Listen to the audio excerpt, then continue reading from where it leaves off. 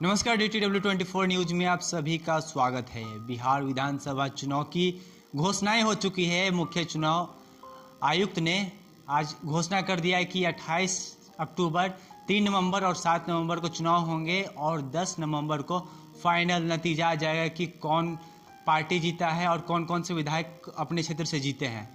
अभी हमारे साथ मौजूद हैं विक्रम विधानसभा क्षेत्र के विधायक सिद्धार्थ जी। इनसे बातचीत करते हैं और जानते हैं कि क्या कुछ तैयारी है बिहार विधानसभा चुनाव को लेकर। चूंकि जिस तरीके से अमूमन चुनाव होता था, इस बार होगा नहीं। 3 चरणों में विधानसभा चुनाव होना है। साथ ही साथ वोटिंग का जो समय है वो 1 घंटा ज़्यादा बढ़ा दिया गया है। आइए इनसे जुड़ते हैं।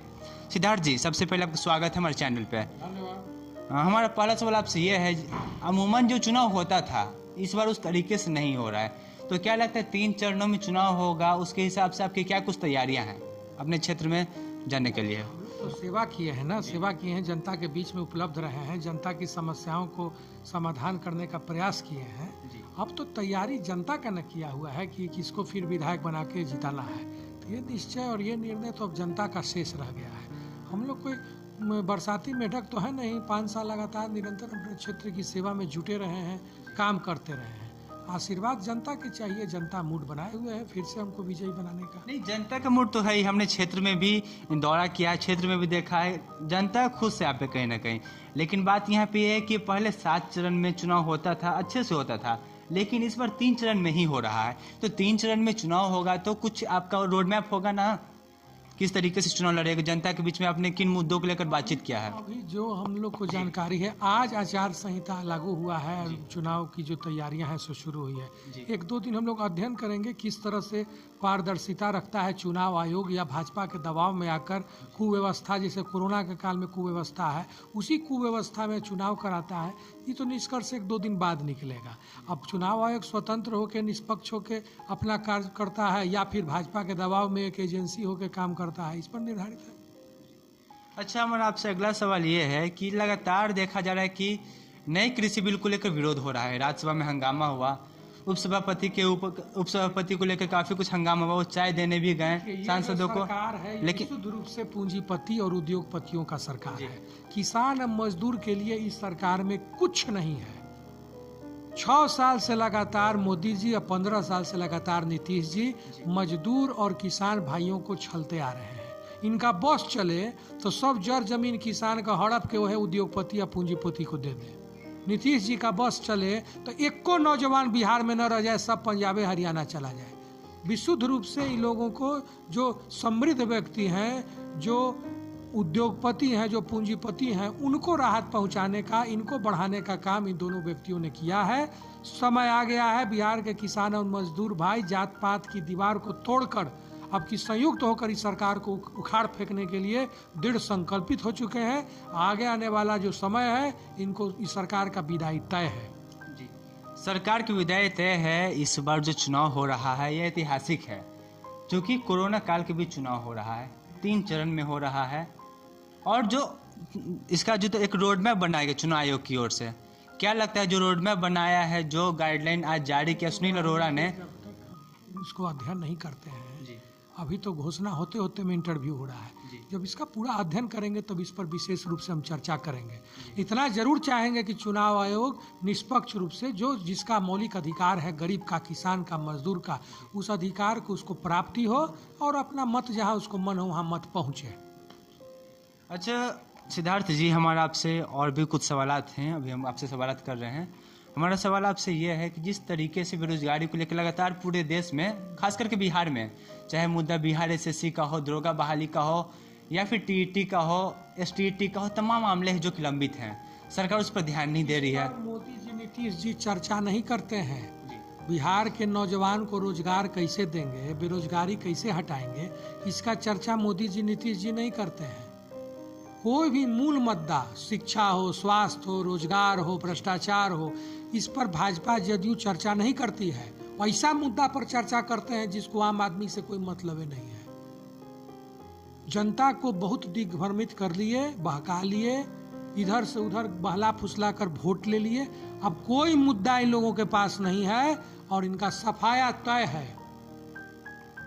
जी, बिहार विधानसभा चुनाव की घोषणा हो चुकी है, ठीक है, और अब बात यहाँ पे ये है कि एक बार फिर से भाजपा जो है आत्मनिर्भर बिहार बनाने की बात कर रही है। और जो मुख्यमंत्री नीतीश कुमार यानी कि जदयू है, जदयू जो चुनाव लड़ रहा है वो विकास के मुद्दे पर लड़ रहा है।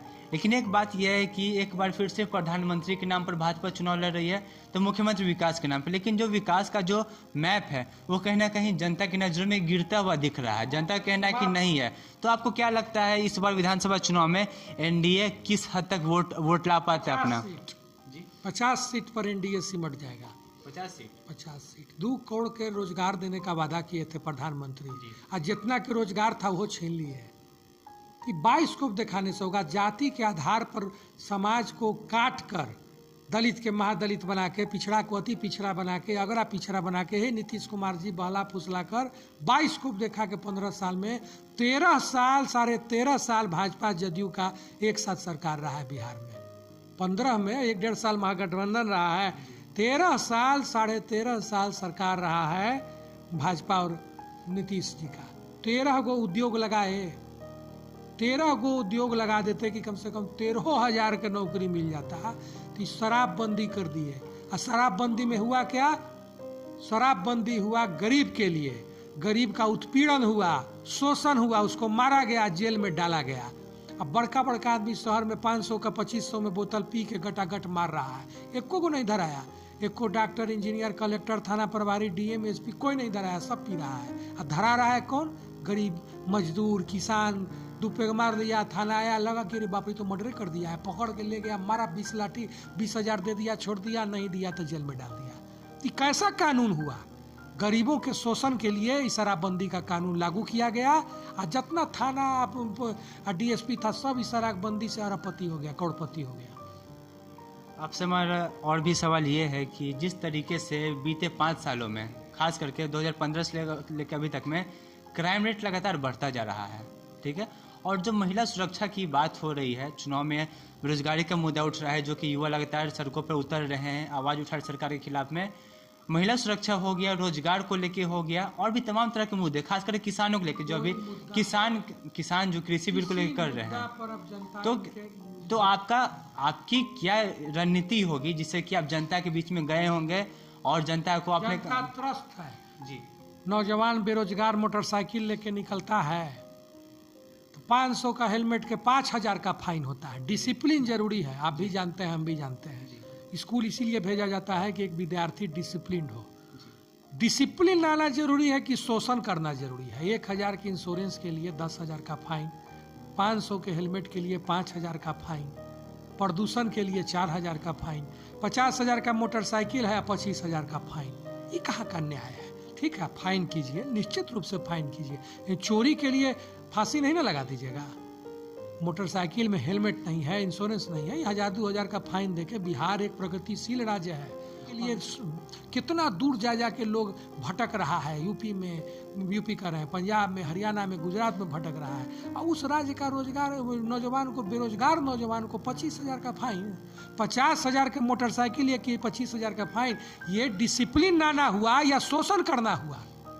बिहार का नौजवान जवाब मांग रहा है कि मुझे रोजगार दिया नहीं या शोषण चालू कर दिया। सिद्धार्थ जी, आपसे हमारा एक आखिरी सवाल था ये कि महागठबंधन से उपेंद्र कुशवाहा भी कहीं ना कहीं जाने के संकेत दे रहे हैं, तो महागठबंधन में सीएम का उम्मीदवार कौन होगा? देखिए, ये तो महागठबंधन के सब घटक दल जो भी बच गए हैं वही तो महागठबंधन का स्वरूप तय नहीं हुआ है। अब 1-2 दिन में तय हो जाएगा। कौन इधर से उधर भागता है, कौन उधर से इधर भागता है, ये निर्धारित हो जाएगा। उसके बाद ये सब तय हो जाएगा। ये तो विचारधारा का ना गठबंधन होता है, व्यक्ति विशेष के लिए गठबंधन नहीं है। जो आदमी जो समाज को तोड़ने के लिए है वो आदमी का एक अलग गठबंधन है, जिसका नेतृत्व भाजपा करता है। दमन के लिए, अत्याचार के लिए, शोषण के लिए, समाज को जोड़ने के लिए जो गठबंधन है उसका नेतृत्व कांग्रेस करता है। और कांग्रेस हमारे राहुल गांधी जी हैं, सोनिया गांधी जी हैं, निर्धारित करेंगे, उसको हम लोग मानेंगे। जिसको बनाएंगे उसको हम लोग मुख्यमंत्री बनाएंगे। ये हम लोग अपने अधिकार में कैसे ले लेंगे? ये हमारे राष्ट्रीय अध्यक्षा हैं सोनिया गांधी जी, निर्धारित कर देंगे, जिसके सर पर दे देंगे उसके साथ हम लोग हो जाएंगे। बहुत बहुत धन्यवाद। ये था हमारे साथ विक्रम के विधायक सिद्धार्थ, जिन्होंने साफ तौर पर कह दिया है कि बिहार विधानसभा चुनाव है, ऐतिहासिक जरूर है, लेकिन जनता इसे और भी ऐतिहासिक बनाएगी। जिस तरीके से एनडीए 15 साल से बिहार में शासन कर रहा है और शासन के साथ साथ चाहे तमाम तरह का मुद्दा, बेरोजगारी का मुद्दा हो या फिर महिला सुरक्षा का मुद्दा हो या फिर किसानों का मुद्दा हो, तमाम मुद्दों को लेकर जो जनता है वह सरकार को घेरेगी और इस बार एनडीए को उखाड़ फेंकेगी। साफ तौर पर कहना है सिद्धार्थ जी का। तो ऐसी खबरों के लिए आप हमसे जुड़े रहे हैं। फिलहाल के लिए इतना ही, धन्यवाद।